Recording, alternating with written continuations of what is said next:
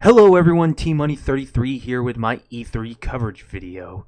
In this video, I will give my brief thoughts and opinions on the press conferences and showcases. Some amazing things were shown, with some others left me questioning decisions made. Special note, I will not be covering in any way things I personally did not see. Those two being the PC Gaming Show because I had to go run out, and EA's press conference because, well, EA. Also, this list will be in ascending order of the worst showcases to the best showcases. Bear in mind, this is my opinion. With that said, let's get started. Also, one little admin note, I do apologize about the storm in the background. A storm is currently going over my house. I cannot do anything about that, and I'm already behind. To start us off, we have at the bottom of the barrel Square Enix. While the demonstration of Tomb Raider and the announcements regarding the next adventure in the Life is Strange universe were great, the rest of the showcase was nothing more than a trailer reel. While the trailers were nice, the lack of information in the showcase is upsetting as we have no new information besides we are working on this and here are some release dates.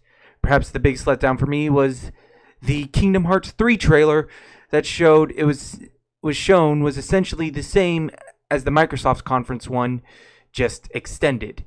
Square Enix consider that if this is what you're planning for next year, do us all a favor, just cancel it. Next on the chopping block is Sony. While the exclusives they showed were great and make me glad I already own a PlayStation 4, the showcase was all fluff and no substance. With great showings of Ghost of Tsushima, The Last of Us 2, and Spider-Man certainly set the bar for exclusives on Sony. While Death Stranding still looks great, the lack of information that came out was depressing. With showings of other great announcements, such as Resident Evil 2 Remake and another but different Kingdom Hearts 3 trailer, Sony put the show in showcase. However, no substantial information came out from the quote-unquote conference. However, the quality of what was shown did lead it to outshine Square Enix by a long mile. Third on our chopping block is Microsoft, that showed a walloping 50 games. Insert fake gasp of excitement as Microsoft suffered from 50 games shown, 32 of which I can buy for PS4. 18 exclusives were shown, and while Forza Horizon 4 was beautifully showcased and explained, the show stealer for me was the story for the next mainline Gears of War. All other exclusives were barely touched on, or only confirmed what we already knew. Looking your way, Halo Infinite. Yet the ultimate show stealers were Devil May Cry 5 and Cyberpunk 2077, not Xbox One exclusives. Or whatever the next Xbox is going to be called.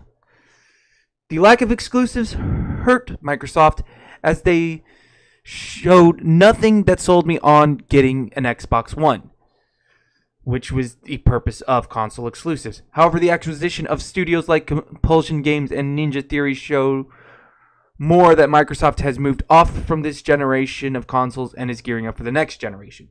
If they don't announce the next Xbox at E3 next year, I will legitimately be surprised. The fourth conference in our middle of the road was Nintendo. They showed less than Sony but outshone Microsoft in the exclusives. All throughout Nintendo Direct, all I heard was, look at what you're missing out on by not owning a Nintendo Switch. Knowing full well that Super Smash Ultimate was going to be their keynote, they spent ample time explaining why it was going to be good, and fan faith looks like it's going to be repaid. While I'm not one to give into the hype too much, even I had to say that the new Smash looks like it's going to be great, which has me wanting to get a Switch. So good job, Nintendo, though I wish you had shown us what you did, though I wish you had shown us more. What you had to show us did a good job. Our next showcase to discuss, and one with some real positive notes, was Bethesda. The only negative thing I can say about them was their speakers literally put me to sleep. With no inflection or emotion in their voice, the discussion of Fallout 76 failed to impress. Not being a Fallout fan myself, the lack of strong public speaking by the Bethesda speakers was sorely felt by myself. However, what was said by the speakers about Fallout 76 has me interested in trying it. The unique things they are bringing to it seem like something I would try even if it was a new IP.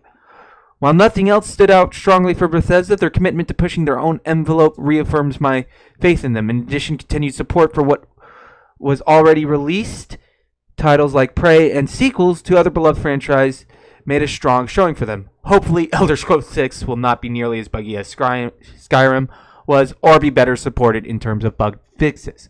With that said, good job, Bethesda. Keep up the great work and keep making great games. Our final press conference, and my personal winner, was surprisingly Ubisoft.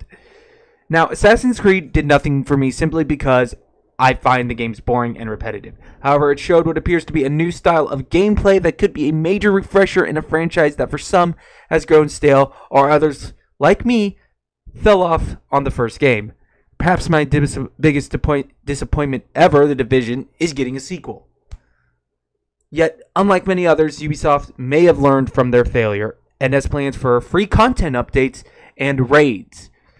It seems to me that Ubisoft has learned that if you're going to launch an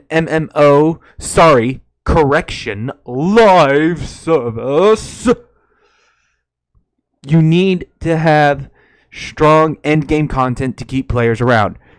Perhaps my biggest surprise, though, were two new IPs for Ubisoft. Skull and Bones, a pirate game that looked great, and Transferus, a weird, artsy-looking horror game that might as well be the Silent Hill replacement Silent Hill fans deserve. With all this, I found that Ubisoft came out strong with some great new IPs and strong showing for their existing IPs. Well, that concludes my E3 coverage and ranking of them. While much more news has come out since the press conferences, none of it has really changed my view of the press conferences. While it may sound like a lot of negative was said about Microsoft and Sony, the negative grades do not mean the games shown were crap or there is no reason to be excited.